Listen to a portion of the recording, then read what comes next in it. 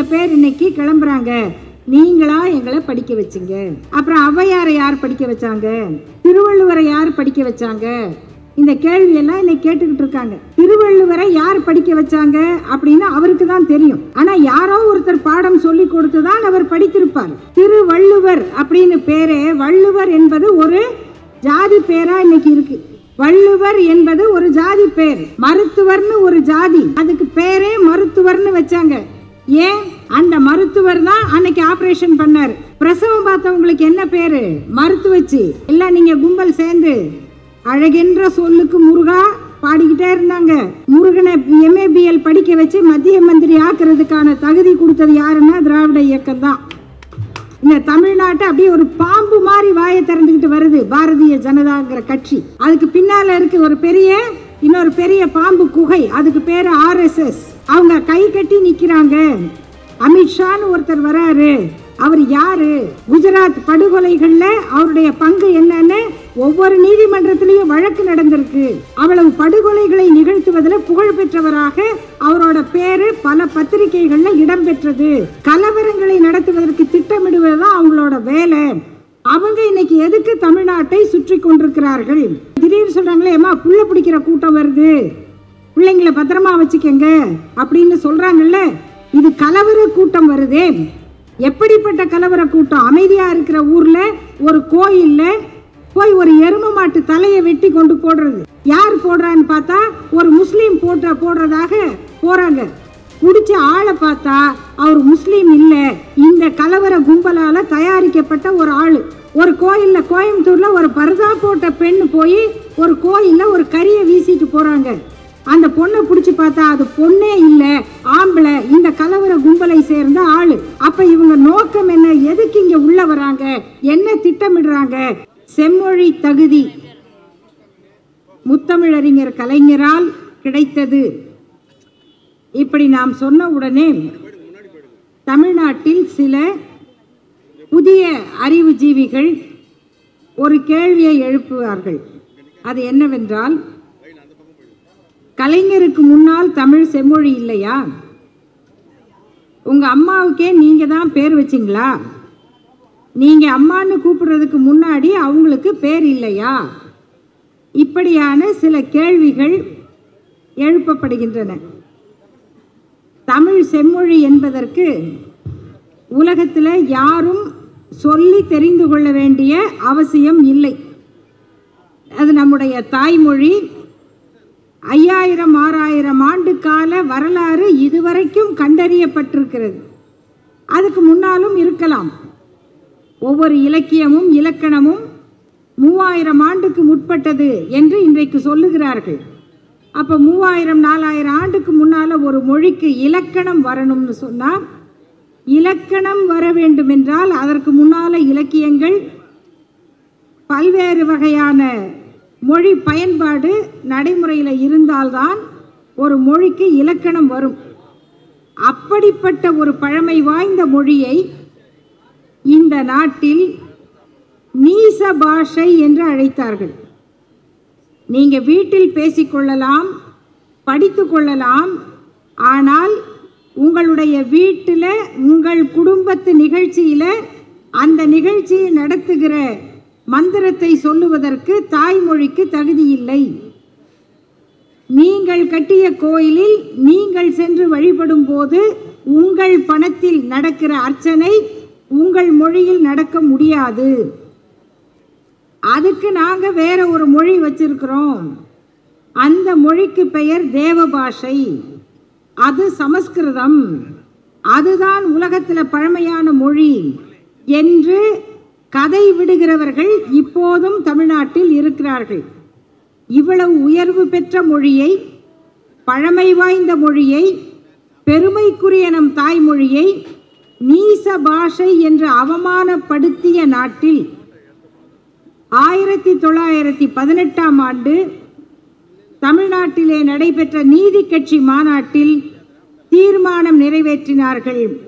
தமிழ் மொழியை செம்மொழி என்று அறிவிக்க வேண்டும். யார் தீர்மானம் போட்டது? நீதி கட்சி. எந்த ஆண்டு? 1918. அப்ப யார் ஆட்சியில் இருந்தார்கள்? ஆங்கிலேய அந்த காலத்திலேயே தமிழ் மொழியை செம்மொழி என்று அறிவிக்க வேண்டும் என்ற தீர்மானத்தை திராவிட இயக்கத்தின் முன்னோடியான நீதி கட்சி நிறைவேற்றியது. இந்த தமிழ்நாட்டுக்கு தமிழ்நாடு என்று பெயர் வைக்க வேண்டும் என்று முதலில் தீர்மானம் போட்டவர் தந்தை பெரியார். இதெல்லாம் அப்போ மற்றவங்களுக்கு முத்தமிழ் காவலர்கள் எல்லாம் கூட நினைக்காத காலம். இந்த தமிழ்நாட்டு எல்லையை காத்த மாப்போசி என்று சொல்லுகிறோமே, அப்படிப்பட்டவர்கள் எல்லாம் இப்படிப்பட்ட ஒரு கோரிக்கையை கூட வைக்காத காலம். அன்றைக்கு தமிழ்நாடு தமிழருக்கே என்றும் இதற்கு தமிழ்நாடு என்று பெயர் வைக்க வேண்டும் என்றும் பேசியவர் தந்தை பெரியார். அவருக்கு பிறகு விருதுநகரில் சங்கரலிங்க நாடார் என்ற தியாகி, சங்கரலிங்கனார் என்று நாம் மரியாதையோடு அழைக்கிறோம், அவருடைய பெயர் அடையாளத்துக்காக குறிப்பிட்டேன். தமிழ்நாட்டுக்கு தமிழ்நாடு என்று பெயர் வைக்க வேண்டும், மெட்ராஸ் ஸ்டேட்னு இருக்கக்கூடாது என்பதற்காக உண்ணாவிரதம் இருந்து உயிர் துறந்தார்.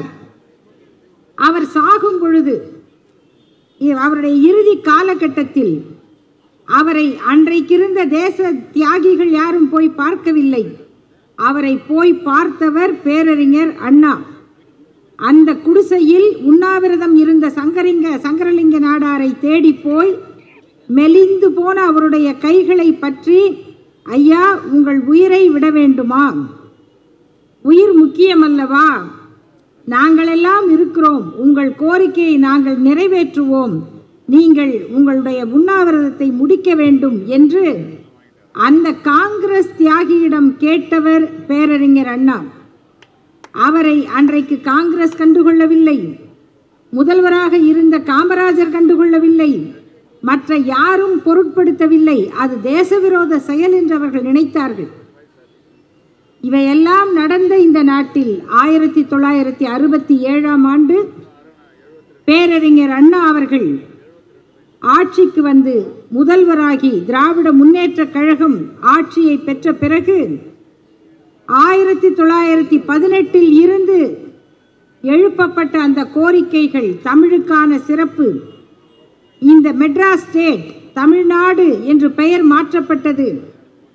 அதற்கு பிறகு 30-40 ஆண்டுகள் கடந்து 2004ஆம் ஆண்டு கலைஞர் அவர்களுடைய முயற்சியால் அன்றைக்கு மத்திய அரசு, ஒன்றிய அரசு தமிழ் மொழி செம்மொழி என்று அறிவித்து அரசாணை வழங்கியது. தமிழ் மொழிதான் செம்மொழி. 2004இல் அரசாணை வழங்குகிற வரை சமஸ்கிருதம் செம்மொழி என்பதற்கு உத்தரவு கிடையாது. வேறு எந்த மொழியும் செம்மொழி என்பதற்கு அறிவிப்பு கிடையாது. 2004ஆம் ஆண்டு கலைஞர் அவர்கள் செம்மொழி என்ற அறிவிப்பை பெற்ற பிறகுதான் மற்ற மொழிக்காரர்கள் விழித்து பார்த்தார்கள். அதுவரைக்கும் தமிழ்நாட்டில் சமஸ்கிருதத்தை வச்சு வண்டி ஓட்டிக்கிட்டு இருந்தவங்க கிளாசிக்கல் லாங்குவேஜ்னா அது சமஸ்கிருதம் தான் என்று சொன்னவர்கள் அப்பதான் பார்த்தாங்க, அப்போ நம்ம சமஸ்கிருதத்துக்கு கிளாசிக்கல் லாங்குவேஜ் செம்மொழிங்கிற பட்டம் இல்லையா, அதுக்கு அறிவிப்பு இல்லையா, அதை அரசாங்கம் ஏற்றுக்கொள்ளவில்லையா, இவர் முந்திக் கொண்டாரே, இது நமக்கு தெரியாம போச்சே என்று அதற்கு பிறகு 2005ஆம் ஆண்டுதான் சமஸ்கிருதம் செம்மொழி என்று அறிவிக்கப்பட்டது. இவ்வளவு பேசுகிற சமஸ்கிருத மொழிக்காரர்களுக்கே புலப்படாத அந்த நுட்பத்தை முதல்ல சட்டப்படி அரசாங்கத்தின் மூலமாக அறிவிப்பு வந்தால்தான் அந்த மொழி உலகளாவி மதிக்கப்படும் என்பதால் அதை சட்டப்படி நிறைவேற்றிய சாதனையை படைத்த முத்தமிழறிஞர் கலைஞர் அவர்கள் அவர் பிறந்த நாளை இன்றைக்கு நம்முடைய முதல்வர் அவர்கள் இந்த பிறந்த நாள் ஆண்டு முதல் இது செம்மொழி நாள் என்று அறிவித்திருக்கிறார்கள். தந்தை பெரியார் பிறந்த நாள் சமூக நீதி நாள், டாக்டர் அம்பேத்கர் அவர்கள் பிறந்த நாள் சமத்துவ நாள், முத்தமிழறிஞர் கலைஞரின் பிறந்த நாள் செம்மொழி நாள். இந்த ஒவ்வொரு நாளும் தமிழ்நாட்டினுடைய வரலாற்றில் இனி பேசப்பட்டு கொண்டே இருக்கும். அந்த பெருமைகளுக்கு உரியவர் முத்தமிழறிஞர் தலைவர் கலைஞர் அவர்கள். அதை இன்றைக்கு சட்டப்படி நிறுவி இருப்பவர் நம்முடைய முதல்வர் அவர்கள். அது வரைக்கும் நம்ம திராவிட இயக்கம் என்ன செய்தது, இன்னைக்கு ஒரு தலைப்பு, ரொம்ப அழகாக தலைப்பு வைத்திருக்கிறார்கள்.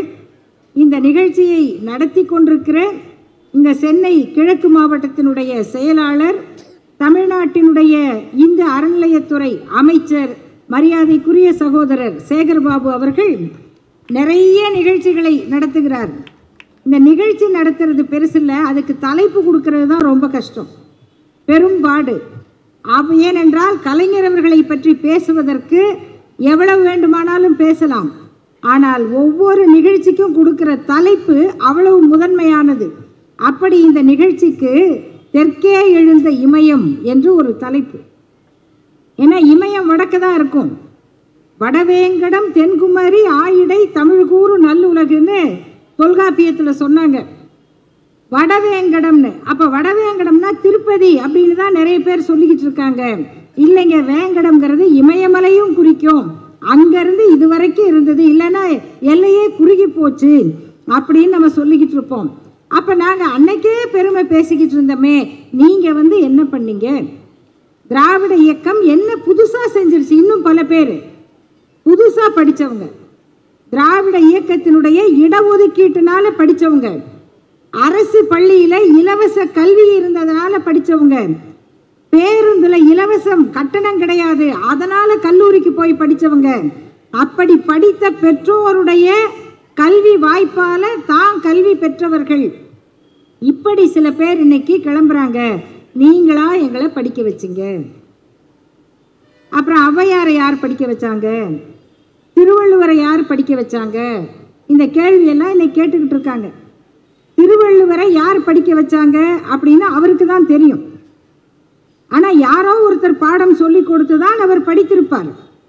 ஔவையாருக்கு யார் தமிழ் கற்றுக் கொடுத்தார்கள்? ஔவையாருக்கு தெரியும்.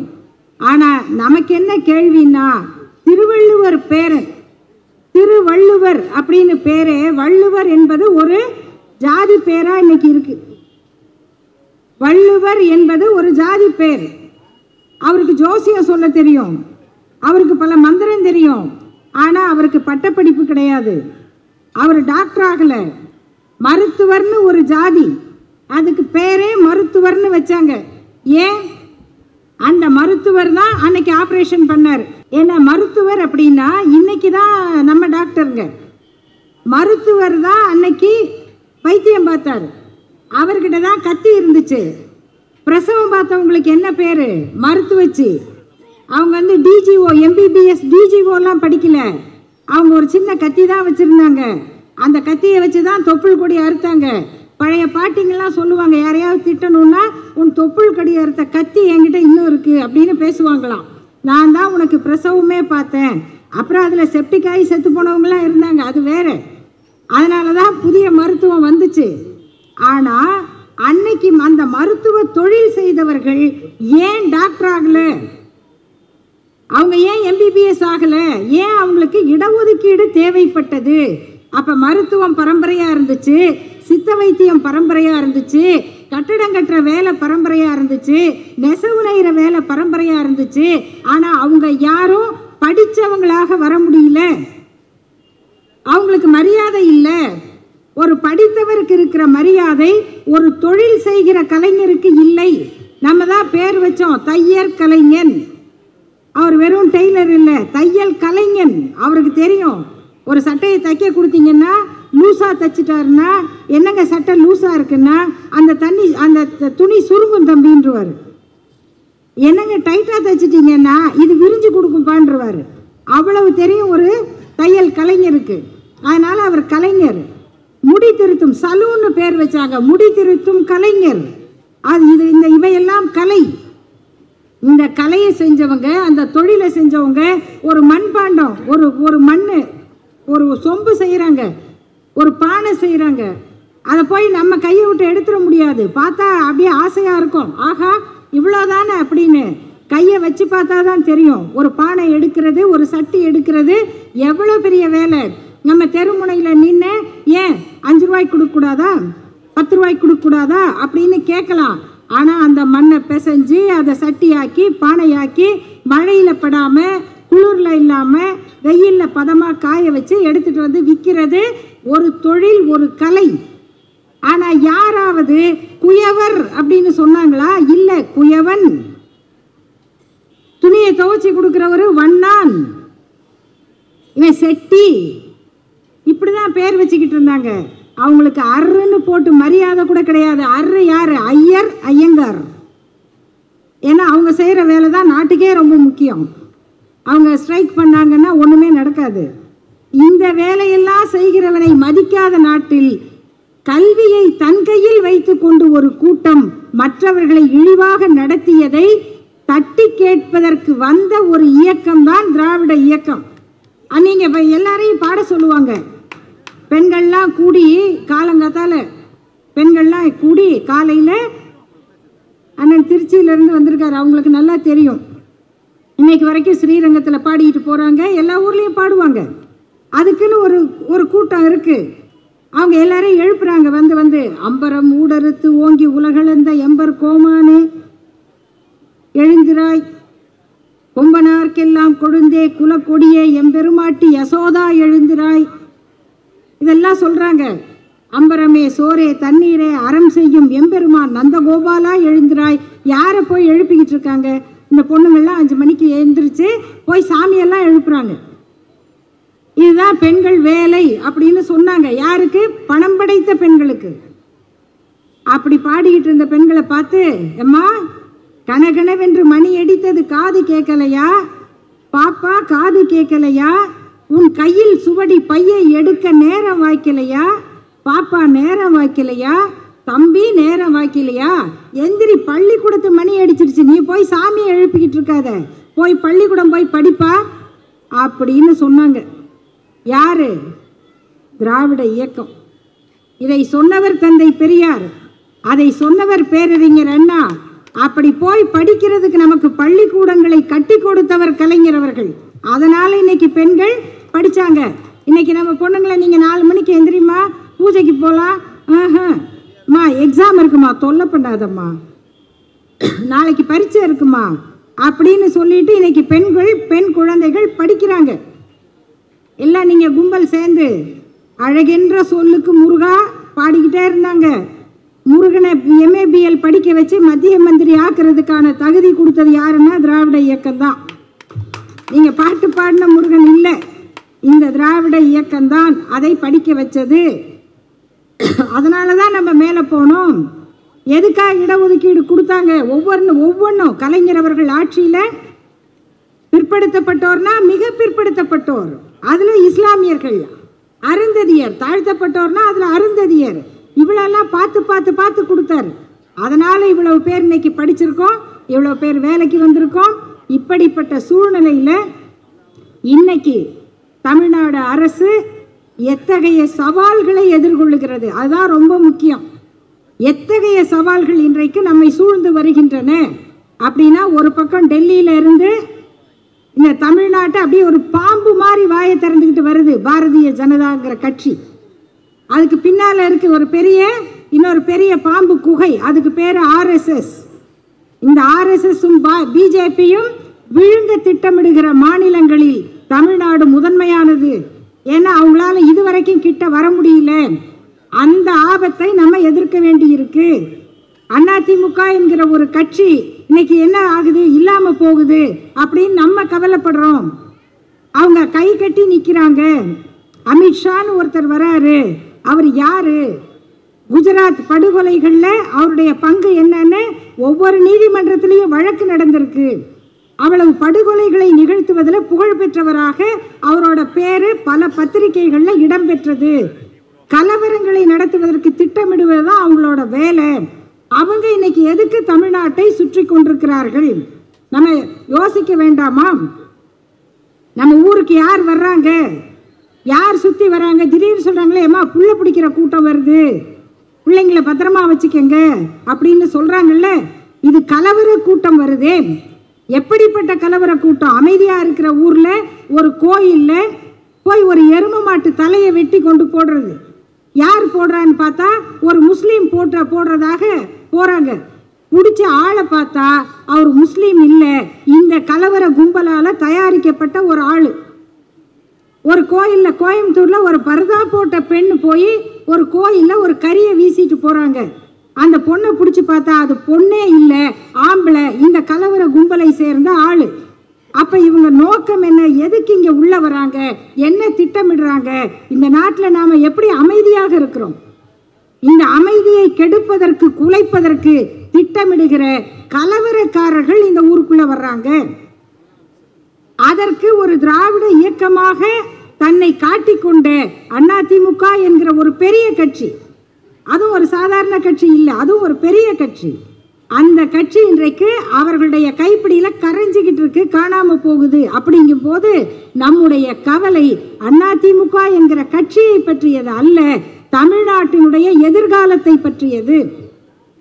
ஆகவே இன்னைக்கு பார்க்குற எல்லாரும் நீங்க சகோதரிகளே நல்லா யோசிச்சு நம்ம வேலை என்ன அப்படிங்கிறது வெறும் தேர்தல் மட்டும் அல்ல, அதுக்கு முன்னாலும் பின்னாலும் நடக்கிற இந்த பிரச்சாரங்களை நம்ம எதிர்கொள்ளணும். இந்து விரோதி, சனாதன விரோதி. சனாதன விரோதின்னா யார் சனாதன விரோதி?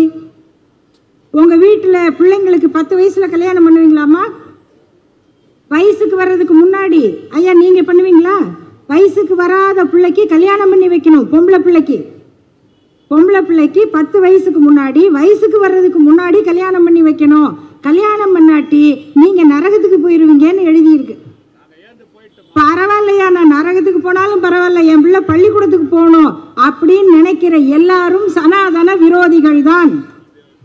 உங்க பொண்ணு கல்யாணம் பண்ணி வச்சிங்க, வீட்டுக்காரர் ஆக்சிடென்ட்ல செத்து போயிட்டாரு, அவ்வளோதான், அந்த பிள்ளைக்கு மொட்டையடிங்க, வீட்டுக்குள்ள வைங்க, வெளியில விடாதீங்க, ஜாக்கெட் போடக்கூடாது, இல்லைன்னா கூட போட்டு கொளுத்தி விட்டுறலாம் அப்படின்னு யாராவது சொன்னா ஒத்துக்குவீங்களா? ஒத்துக்காத எல்லோரும் சனாதன விரோதிகள் தான். இதையெல்லாம் செய்ய சொல்றது தான் சனாதனம், அதை வளர்க்கறது தான் பிஜேபி, அதுக்காக இருக்கிறது தான் ஆர்எஸ்எஸ். அதை எதிர்க்கிற ஒரே இயக்கம் திராவிட இயக்கம் தான். இன்னைக்கு திராவிட இயக்கம்னா திராவிடர் கழகம் என்பது தேர்தலுக்கு போகாத இயக்கம். தேர்தல் மூலமாக நின்று ஆட்சி மூலமாக மக்களுக்கு சமத்துவத்தை கொடுக்கிற, கல்வியை கொடுக்கிற, வளர்ச்சியை கொடுக்கிற ஒரே இயக்கம் என்பது திராவிட முன்னேற்ற கழகம் தான். அதுக்கு இன்னைக்கு வேற மாற்று கிடையாது. ஆகையினால நம்முடைய எதிர்காலத்தை இன்னைக்கு இவ்வளோ இளைஞர்கள் படிச்சுட்டு வெளிநாடுகளில் வேலை பார்க்குறாங்க, அவ்வளவு புதிய புதிய தொழிற்சாலைகள் வருது அப்படின்னா இன்றைக்கு நாம் காணுகிற இந்த சாதனைகள் இன்றைய முதல்வர் முத்துவேல் கருணாநிதி அவர்களுடைய சாதனை. இதற்கெல்லாம் அடித்தளம் அமைத்தவர் முத்தமிழறிஞர் கலைஞர் அவர்கள். அவர்தான் இந்த வணக்கம் கலைஞர் அவர்களுடைய சாதனைகள்னா அது நிறைய இருக்கு. கடைசியாக ஒன்றை சொல்லுகிறேன், அவர்தான் செம்மொழி பூங்காவையும் அமைத்தார், டைடல் பார்க்கையும் அமைத்தார். செம்மொழி பூங்கா என்பது மனநலத்துக்கானது, உடல் நலத்துக்கானது, நம்ம மொழியோட வரலாற்றை சொல்லுவது. டைடல் பூங்கா, டைடல் பார்க் என்பது தொழில் வளர்ச்சிக்கானது. ஆக நமக்கு மொழியும் வேணும், வளர்ச்சியும் வேணும், நம்ம மொழியை பற்றிய பெருமையும் இருக்கணும், அடுத்த கட்டம் நம்ம பிள்ளைங்க உலகம் பூரா போகணும். இந்த ரெண்டுக்குமான பாலம் இங்கே சொன்னாரே தோழர், அண்ணா மேம்பாலம், கத்திப்பாரா மேம்பாலம், இதெல்லாம் மட்டுமல்ல, இந்த பழமைக்கும் புதுமைக்கும் கலைஞர் போட்ட பாலம் இருக்குதே, அதுதான் இன்றைக்கு உலகமே தமிழ்நாட்டை வியந்து பார்ப்பதற்கான அடிப்படை காரணம். இன்னைக்கு தமிழ்நாடு தொழில் வளர்ச்சி, கல்வி வளர்ச்சி, உயர்கல்வி எல்லாத்துலேயும் இந்தியாவில் முன்னால் நிற்கிது. நம்முடைய பாதையில் தான் உலகம் நடக்கும். மக்கள் போகிற போக்கில் பின்னாடி போகிறவங்க நின்னது கிடையாது. நம்ம வழியில் மக்களை திருப்பிக்கிட்டு வந்தாதான் ஒரு இயக்கம் வெற்றி பெற முடியும். அன்னைக்கு நாத்திகர்னு சொன்னால் ஐயோ சாமி இல்லைன்னா வாழ முடியுமா கேட்பாங்க. இன்னைக்கு உலகத்தில் நாத்திகர்கள் எண்ணிக்கை 190 கோடி. 190 கோடி. உலகத்தில் இனிமே மதங்களோட எண்ணிக்கையை கணக்கு போட்டால் கிறிஸ்தவ மதமா, இந்து மதமா, முஸ்லீமா, யார் அதிகம்னு பார்த்தா இது எல்லாத்தையும் விட கொஞ்ச நாள்ல எந்த கடவுளையும் நம்பாதவங்க தான் உலகத்துல அதிகமாக இருக்க போறாங்க. ஆனா இத சொன்னவங்க அந்த காலத்தில் சொன்னப்ப அடிபட்டாங்க, கொளுத்தப்பட்டாங்க, ஊரை விட்டு ஒதுக்கப்பட்டாங்க. ஆனா அதையெல்லாம் தாங்கி கொண்டு அவங்க செய்த பிரச்சாரம், இந்த இயக்கத்துக்கு இழிக்கப்பட்ட அவ பெயர்கள், அதையெல்லாம் தாங்கி கொண்டு இந்த மக்களுக்காக இந்த இயக்கம் செய்த பணிதான் இன்று நம்முடைய வளர்ச்சிக்கான காரணமாக இருக்கிறது. அதற்கான மிகப்பெரிய அடித்தளமாக என்றும் வாழும் நம்முடைய முத்தமிழறிஞர் தலைவர் கலைஞர் அவர்களுக்கு என்னுடைய புகழ் வணக்கத்தை சொல்லி நிறைவு செய்